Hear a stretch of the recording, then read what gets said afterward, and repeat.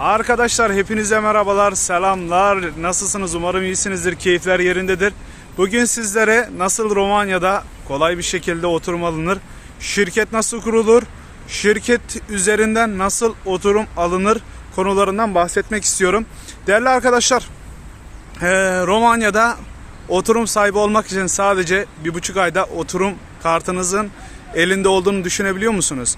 Sadece bu fırsat buradaki Romanya'da arkadaşlar şirket açarak, şirket üzerinden oturum alarak mümkün diyelim. Çünkü son zamanlarda artan Türkiye'den iş göçü olsun, ekstradan Romanya'nın ihtiyaç duyduğu, özellikle Asya ülkelerinden getirdiği, çalışmak üzere getirdiği insanlar, çalışan işçilerden dolayı aşırı şekilde artık bu uzadı. Normalde 3 ayda oturum kartı çıkıyordu, yani çalışma izni çıkıyordu. İnsanlar buraya çalışmaya geliyordu. Ama son zamanlarda arkadaşlar bu çok zorlaştı. Çünkü dediğim gibi her yerden gelmek isteyen var. Çünkü Romanya'nın kendi insanı Avrupa ülkesinde olduğu için diğer ülkelere gidiyor. Bir kez daha da Romanya'da yaşayan insanlar da gitmiş olduğu için bir türlü konuyu toparlamadım, kusura bakmayın. Diğer ülkelerden iş gücüne ihtiyaç oluyor.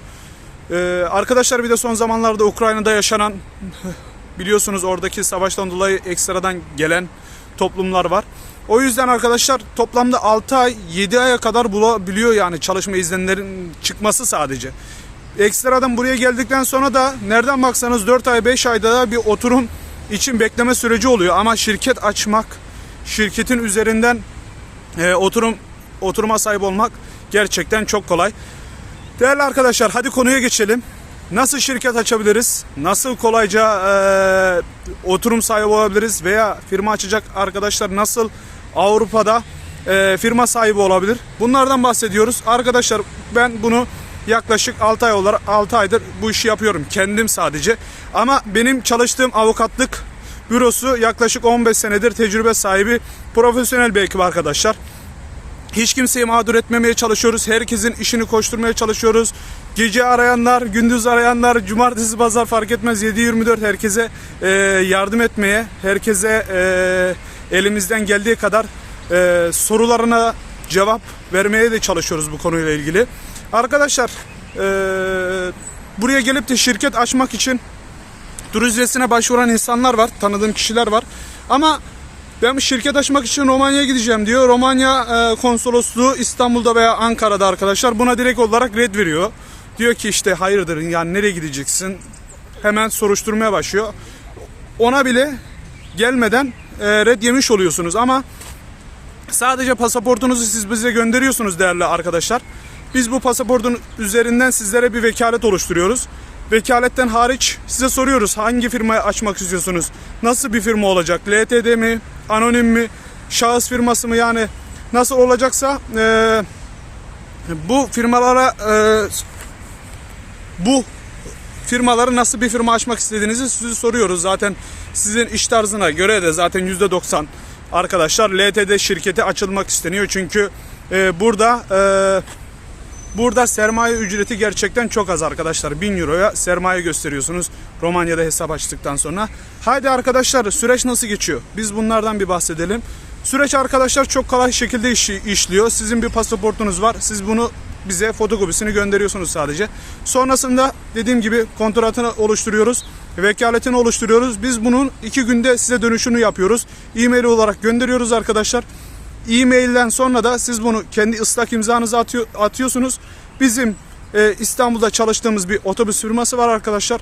Siz buraya kargolattırıyorsunuz. Direkt nerede yaşıyorsanız fark etmez, Türkiye'nin 81 ilinde. Kargo ile gönderiyorsunuz o firmaya. O firma bize buraya getiriyor arkadaşlar. Evrağınızı alıyoruz. Evrağınızı aldıktan sonra da sizin maliye göstermek için toplamda sermaye ücreti olan 1000 euroyu sizlerden göndermenizi talep ediyoruz. Sonrasında 1000 euroyu arkadaşlar sermaye gösterimi için banka hesabı açıyoruz sizlerin adına. Çünkü vekaletinizi almıştık. Hani sizin adınıza gösteriyoruz arkadaşlar. Sonrasında ise toplamda bundan hariç 3 dosyada açıyoruz. Yani şirketin lisansları olsun, şirketin işte yeri belirleniyor. Nerede adresiniz olacak, faturalandırmalar, dediğim gibi lisanslar. Bunlar olduktan sonra da arkadaşlar 1,5 ay sonrasında, 2 ay değil, 1,5 ay sonrasında da oturuma sahip oluyorsunuz ve şirketinizin başına geçiyorsunuz arkadaşlar. Bunu sizlere bilgilendirmek istiyorum. Değerli arkadaşlar, fiyat konusuna geçecek olursak, sadece şirket açmak isteyen arkadaşlar, ortak değil, sadece kendisi şirket açmak isteyen arkadaşlara biz 800 liraya şirketini açıyoruz. Ama ekstradan asıl mevzu şirket açtıktan sonra oturum almak olduğu için arkadaşlar, ekstradan biz sizlerden 1400 euro talep ediyoruz. Yani toplamda 2000-2200 euro arasında, maksimum 2200 euro arasında bir maliyeti bulunuyor. Yani bu ücretle siz burada şirketinizi kurup ekstradan da burada oturumunuzu almış oluyorsunuz arkadaşlar. Bir diğer konu, yani gerçekten Türkiye bazında da çok uygun bir miktar.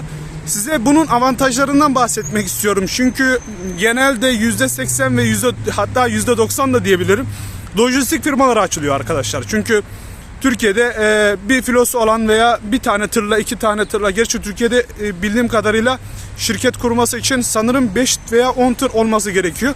Ama Romanya ülkesinde arkadaşlar bir tırla da lojistik firmasını kurabilirsiniz. İster şoför olursunuz, ister şoför bulursunuz. Bu şekilde de firma sahibi de olabiliyorsunuz arkadaşlar. Yani bir zorunluluğu yok. 2 tır olacak, 3 tır olacak, 5 tır diye. Yani bir tır sizler için yeterli olmuş oluyor.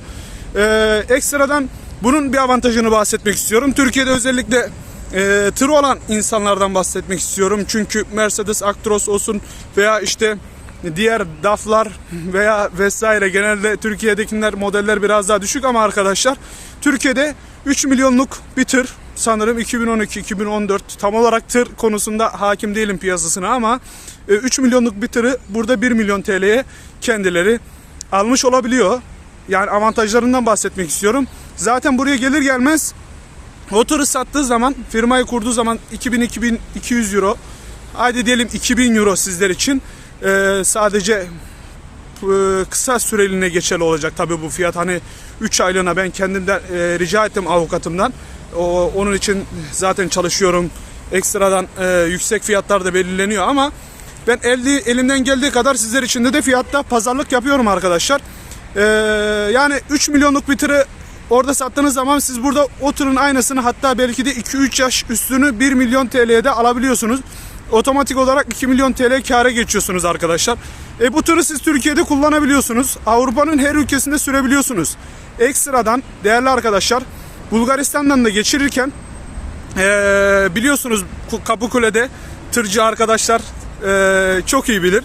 Yani ben her gittiğimde arabayla görüyorum, Kapıkule'den geçerken 8 kilometrelik, 10 kilometrelik hep bakıyorum Türk plakası tırlar sadece bekliyor. Arkadaşlar yani bu sizler için gerçekten bir avantaj oluyor. Bilginiz olsun her konuda. Zaten fiyat konusunda hiç tereddüt etmeyin. Dediğim gibi 2 milyon TL zaten sizlere kalmış oluyor. Ekstradan ödeyeceğiniz bir miktar da yok. Yani bu şekilde bu konuyu sizlere işlemek istiyorum arkadaşlar. Bu son zamanlarda gerçekten Instagram DM'den ve e-mail üzerinden çok alıyorum ki şu anda da zaten çalıştığım 2 kişi var sadece. Lojistik firması açıyoruz kendilerine. Gayet her şey, süreç 10 numara gidiyor efendim. Her şey yolunda gidiyor. Ben de gayet her şey yolunda gittiği için de gerçekten de mutluyum. Arkadaşlar eğer bu konuyla ilgili fikri olacak kişiler, ki Romanya üzerinde de zaten bu konuyla ilgili hiç işleyen kişi görmedim. Yani tırcı arkadaşlar, YouTuber arkadaşlar belki bunu az çok incelemiş olabilir ama yani detaylı bir danışmanlık firmasının verdiğini ben görmedim. Ayrıca bu da bir içerik olsun dedim kendi açımdan da. Hem de kendim için biraz reklam olsun, hem de sizler için de bir bilgi olsun arkadaşlar. Umarım her şey yolunda olur. Kendinize iyi bakın. Lütfen benimle iletişime geçmek isteyen varsa bu konuyu da Instagram adresimde, kanalımın hakkında kısmında Instagram adresim ve e-mail adresim var.